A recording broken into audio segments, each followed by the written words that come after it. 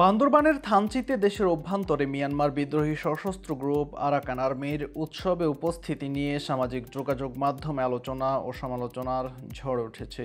চাঞ্চল্যকর এ ঘটনায় থানচি উপজেলা বিএনপির সাবেক সভাপতি ও বান্দরবান পার্বত্য জেলা পরিষদের বর্তমান সদস্য খামলা ইমরোর বিরুদ্ধে রাষ্ট্রবিরোধী কর্মকাণ্ডে সম্পৃক্ততার অভিযোগ উঠেছে। স্থানীয়দের অভিযোগ, গত 16 এপ্রিল থানচি উপজেলার রেমাকরি বাজারে মারমা জনগোষ্ঠী সাংরাই উৎসবের আয়োজন করে উদযাপন কমিটি। উৎসবে মিয়ানমার বিদ্রোহী সশস্ত্র গ্রুপ আরাকান আর্মির এ সদস্যরা বাহিনীর পোশাক পরে অংশ নেয়।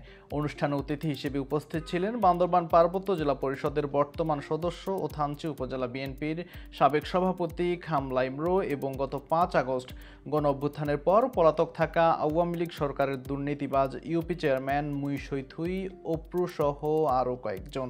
এ ঘটনা উৎসবের ছবি ও ভিডিও সামাজিক যোগাযোগ মাধ্যমগুলোতে ছড়িয়ে পড়লে আলোচনা সমালোচনার ঝড় ওঠে সর্বত্র। ঘটনাটি দেশ জুড়ে ব্যাপক চাঞ্চল্যের সৃষ্টি করেছে।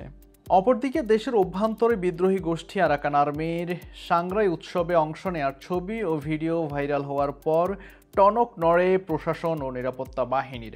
আইনশৃঙ্খলা বাহিনীর কঠোর অভিযানের মুখে থানচিতে 22টি ইঞ্জিন বোটে করে সাঙ্গু নদী পথে আরাকান আর্মি এলাকা ছেড়ে নিরাপদ স্থানে সরে গেছে বলে জানিয়েছেন স্থানীয়রা। এ বিষয়ে বান্দরবানের অতিরিক্ত পুলিশ সুপার আব্দুল করিম জানান, পুলিশ বিষয়টি খতিয়ে দেখছে। ঘটনাস্থল সহ আশেপাশের এলাকাগুলোতে নজরদারি বাড়ানো হয়েছে। ঘটনায় এখনো কোনো মামলা হয়নি।